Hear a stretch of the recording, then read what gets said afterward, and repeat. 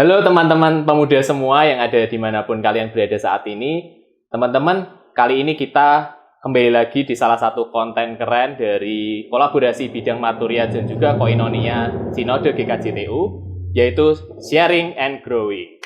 Nah, teman-teman, kalau yang belum tahu, konten ini itu dibuat dari pergumulan teman-teman di GKJTU yang khususnya pemuda. Itu kami kumpulkan dan kami ingin coba berdiskusi di tiap episode kontennya nanti untuk membahas tentang pergumulan dan kegalauan teman-teman muda pada zaman sekarang ini ya teman-teman. Nah, saat ini saya sudah bersama dengan salah satu ibu pendeta yang mungkin teman-teman pemuda dari GKJTU Jemaat Semarang 2 maupun Klasis Semarang itu sudah familiar.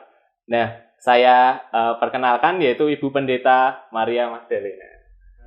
Ya, halo Ibu Maria Magdalena. Sekarang kegiatan gereja di Semarang 2 apakah sudah mulai aktif lagi atau? Sudah, tetapi belum full. Artinya belum 100% tatap muka. Ya. Kami seminggu tatap muka, seminggu tidak online.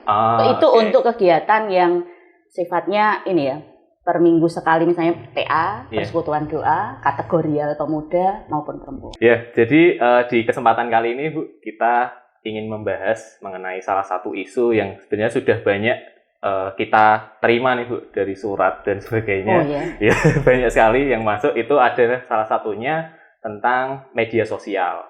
Nah, di kondisi pemuda saat ini ataupun di kalau orang bilang sekarang generasi milenial ataupun generasi Z itu media sosial itu sudah menjadi apa ya, seperti bagian dari kehidupannya, jadi gaya hidupnya sekarang. Kalau bangun tidur sekarang kebanyakan nggak ambil Alkitab tapi langsung ambil HP-nya atau nggak berdoa atau sebagainya, karena mereka sekarang hidupnya itu sangat tergantung dengan media sosial, Instagram, Facebook dan lain sebagainya. Dan kalau dari pandangan Bu Maria sendiri, itu untuk media sosial sebenarnya hal yang baik atau buruk sih Bu, buat pemuda? Karena tadi kan DVD mengatakan generasi muda saat ini tuh hidup di zaman atau di era milenial. Ya, itu artinya bahwa sebenarnya generasi sekarang tidak bisa dilepaskan dari media sosial. Ya, mau tidak mau semua anak muda yang hidup pada saat ini mau tidak mau juga harus bergaul akrab dengan itu. Ya, baik menjadi baik ketika pemuda itu bisa menggunakan media sosial secara bertanggung jawab. Apalagi ketika pandemi COVID ya. Pandemi COVID itu kalau keluar kan nggak boleh bersosial juga ya, dibatasi semuanya. Mau tidak mau media sosial menjadi salah satu cara bagaimana menghilangkan kebosanan, ya, bukan hanya anak muda sebenarnya, semua orang juga sekarang di pandemi ini semua akrab dengan media sosial. Tetapi yang saya maksudkan di sini baik ketika pemuda itu bisa bertanggung jawab menggunakan media sosial. Menjadi tidak baik ketika pemuda itu kecanduan, ya. Kecanduan apapun sebenarnya tidak baik. Ya. Kecanduan narkoba tidak baik. Kecanduan media sosial ini ya segala hidupnya tergantung kepada media sosial. Sekarang misalnya doa lagi tidak penting, tetapi media sosial yang penting. Ibadah tidak penting, media sosial online saja yang penting. Ya, walaupun online itu sekarang menjadi salah satu cara beribadah di pandemi COVID itu. Tetapi kan itu bukan berarti menjadi alasan untuk meninggalkan itu dan untuk beribadah tatap muka itu tidak penting. Karena sekali lagi sebenarnya media sosial ataupun teknologi itu hanya alat ya Bu sebenarnya. Ya, betul. Ya. Tergantung dari orang bisa baik dan bisa buruk kalau tadi kecanduan. Gitu. Bagaimana menggunakannya secara bertanggung jawab. Nah, kalau dari Bu Magda sendiri, kira-kira untuk bijak dalam menggunakan teknologi atau alat ini dalam bermedia sosial itu seperti apa? Kalau bijak, bagaimana pemuda bisa secara bijak menggunakan, ya berarti tahu waktu, ya, tahu waktu, tahu berarti kapan dia harus menggunakan. Bukan setiap waktu pemuda itu harus tergantung kepada media sosial. Kan berarti pemuda juga harus tahu bagaimana dia harus melakukan semua tanggung jawabnya dengan benar, dengan baik, gitu ya. hubungannya dengan Tuhan juga harus dibereskan dengan baik, hubungan dengan sosial, tanggung jawab juga menjadi pelajar misalnya, atau sebagai pekerja, berarti harus dilakukan dengan baik. Bukan berarti semua itu diabaikan dengan terus hanya bermedia sosial gitu ya. Semua waktunya habis karena media sosial. Gitu. Jadi hidupnya malah di dunia virtual. Nah itu betul. Padahal sebenarnya manusia itu kan hidup tidak bisa sendiri kan. Gitu. Harus bersosialisasi. Karena ketika kita melihat sendiri bercermin dari Yesus sendiri ya. Yesus sendiri itu juga tidak pernah menghabiskan waktu. Dia punya waktu untuk sendiri. Ya, sendiri itu sendiri bersama dengan Allah Bapa dalam doa. Nah, mungkin kalau pemuda itu bisa menjadi alasan saya sendiri secara virtual. Ya, saya sendiri gitu, menikmati kesendirian saya dengan media sosial gitu. Saya membaca firman Tuhan loh. Tetapi mungkin itu menjadi sebuah alasan. Gitu. Tetapi sebenarnya kesendirian itu adalah kesendirian dalam mencoba untuk merefleksi diri, tetapi tidak menghabiskan waktu untuk itu. Harus kembali ke sosial. Harus kembali ke dalam setiap kehidupan bermasyarakat, bertemu dengan orang, bersosialisasi, melakukan tugas tanggung jawabnya bersama-sama dengan yang lain. Iya. Tadi kan kita buat menghandle alat atau teknologi tadi itu, Bu. Nah, kalau dari pandangan secara iman Kristen sendiri, bagaimana sih kita melihat pandangan pemuda ini yang kita nggak bisa menghalangi teknologi yang selalu maju, tapi bagaimana kita sebagai pandangan orang Kristen, sebagai orang Kristen, pemuda Kristen tuh mampu untuk bisa menyikapi itu dengan baik, dengan bijaksana. Gitu. Yang pertama harus selektif ya. Semua informasi kan ada di media sosial.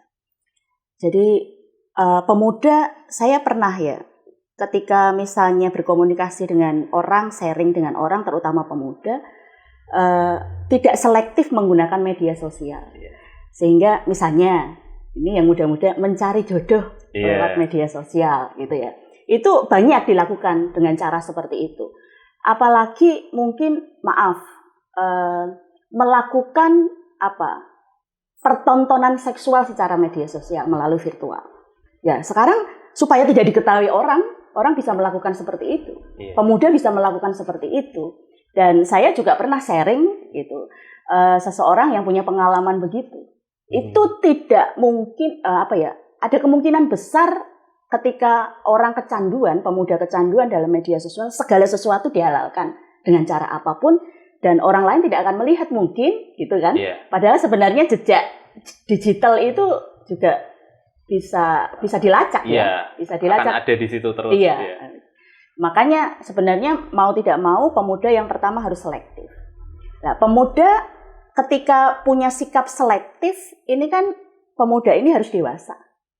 Ya, dewasa itu mana yang baik untuk saya dan mana yang tidak. Mana yang harus saya tolak dan mana tidak. Walaupun kita ketika pemuda membuka media sosial, semua informasi ada, disitulah kemudian harus memutuskan. Untuk bisa dipelajari, diambil hikmahnya, diambil pelajarannya, dan mana yang dibuang. Iya, karena juga di media sosial, bahan-bahan maksudnya untuk kita bisa menumbuhkan iman juga banyak sekali. Dan kreatif sekali, gitu kan, banyak ya, variatif sekali. Gitu. Nah, gimana kita bisa untuk pemuda ini bisa memilih benar-benar yang baik-baik aja dan kita tetap tidak melihat yang buruk-buruk. Jadi bagaimana bisa selektif itu tadi, Bu? Kalau tadi dibilang Magda. Kalau pemuda, maksudnya ketika membuka media sosial kemudian ada yang baik, ada yang buruk, kan berarti harus melihat keduanya. Iya. Ya, tetapi kan memutuskan ini harus saya pelajari dan ini harus menjadi satu pengajaran bagi saya atau menjadi prinsip bagi saya, berarti kan harus memutuskan ini yang baik. Yang buruk tidak. Ya, artinya tidak kemudian menonton itu terus, bahkan mungkin cari-cari terus sedalam mungkin gitu, seluas mungkin gitu. Tidak, tetapi ya pemuda harus setidaknya tahu yang benar dan tahu yang tidak. Berarti dia harus dewasa, tadi saya katakan begitu. Mau tidak mau dia jangan pernah meninggalkan gitu loh. Jangan pernah meninggalkan persekutuan-persekutuan. Jangan pernah meninggalkan peribadatan-peribadatan. Karena hanya melalui itu pemuda Kristen itu bisa bertumbuh. Jangan pernah meninggalkan hubunganmu dengan Tuhan, karena hanya melalui itu pemuda itu bisa bertumbuh secara rohani. Karena kalau dia punya rohani, punya iman yang dewasa, yang kuat, maka dia pun akan bisa menentukan yang baik dan yang benar. Artinya harus dibekali dulu sebelum masuk. Yang baik itu yang mana dari komunitas dan hubungannya dengan Tuhan. Seperti itu ya. Dan mungkin sepatah dua patah kata terakhir untuk teman-teman pemuda yang lagi menonton video ini, kira-kira apa Bu untuk bisa tadi tentang media sosial dan juga bagaimana bisa menyikapi itu dengan bijaksana? Satu kalimat ya. Jadi selektiflah menggunakan media sosial, bijaklah untuk memutuskan mana yang baik dan mana yang tidak, dan teruslah menjadi pemuda GKJTU yang terus bisa membangun gereja-gereja kita.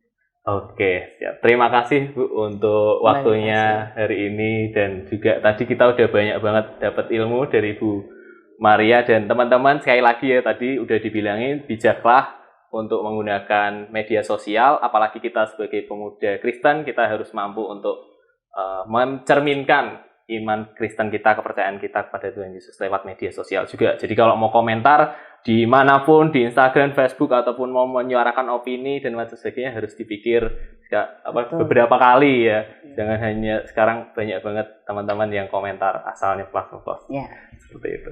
Jadi terima kasih teman-teman, sampai ketemu di konten selanjutnya.